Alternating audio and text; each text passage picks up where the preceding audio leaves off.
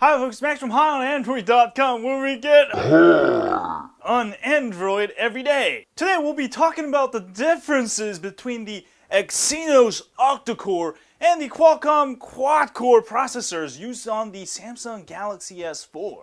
Before we begin, I highly suggest you to get a big cup of coffee like me and get high on Android, as we'll be getting serious and nitty-gritty into CPUs. Many US, Canadian, European countries with 4G LTE will ship with a Qualcomm processor, while the non-4G LTE ships with the GTI 9500 octa-core Exynos processor. Of course, the Koreans get the best with the octa-core and 4G LTE. I believe this is due to the fact that the 4G LTE frequencies used in Korea are easy to develop, therefore used with the octa-core. And also there may be production issues with the newer Exynos processors. Now the good news is that I do expect the Note 3 to come out with the latest Exynos octa-core even in the US, just like we've seen with the Galaxy Note 2, which only ships with Exynos processors worldwide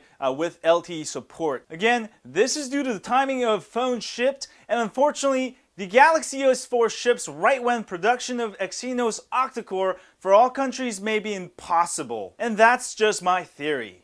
But let's take a closer look at the octa-core and the Qualcomm processors used in the Galaxy S4. First, the Exynos octa-core processor is made up of 4 high-performance cores and 4 low-performance cores. The idea here is that the octa-core is able to switch quickly between the 4 high-performance cores and the 4 low-performance cores at the hardware level, saving you the maximum battery life, while the Qualcomm does also throttle down, but at software level, meaning more power is wasted. Now, both the 1.6 GHz high-performance 4 cores on the Exynos octa-core processor and the Qualcomm 1.9 GHz quad-core processor does fairly the same as far as raw CPU processing power goes. The biggest difference between the two processors is the GPU or graphics processor used. First of all, the Exynos octa-core uses PowerVR SGX 544MP3, which is a newer version of GPU used on the iPhone 5, but with a higher 533 MHz versus iPhone 5's 350 MHz. And yes, the PowerVR SGX on the Galaxy S4 is about 50% faster than iPhone 5.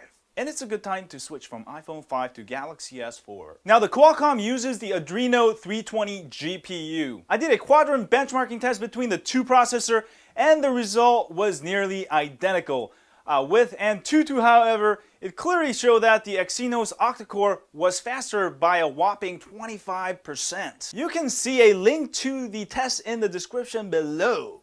Now let's get into the nitty-gritty. I've decided to dig deeper and test out graphics in more detail using 3D Mark and Velamo benchmarking apps. With 3D Mark, both octa-core and Qualcomm perform near even, with Qualcomm edging out the octa-core. With Velamo, the octa-core did about 20% better. So what? The bottom line is that these two processors, whether you get the Qualcomm or octa-core, it really doesn't matter. For the average consumer, you're not going to notice any difference. However, if you're a hardcore gamer, octa-core may give you that extra oomph, extra boost that you need. And that's it. Thanks for watching my video. That was a real-world analysis of the Galaxy S4 octa-core and Qualcomm, and I've actually tested both. They're about the same. Octa-core may be slightly faster with the graphics. And if you like this video, as always, don't forget to hit that like button for me down here, subscribe button down there, and I'll see you guys soon. Stay high on Android. And share this with your friends on Twitter, Facebook, or Google+.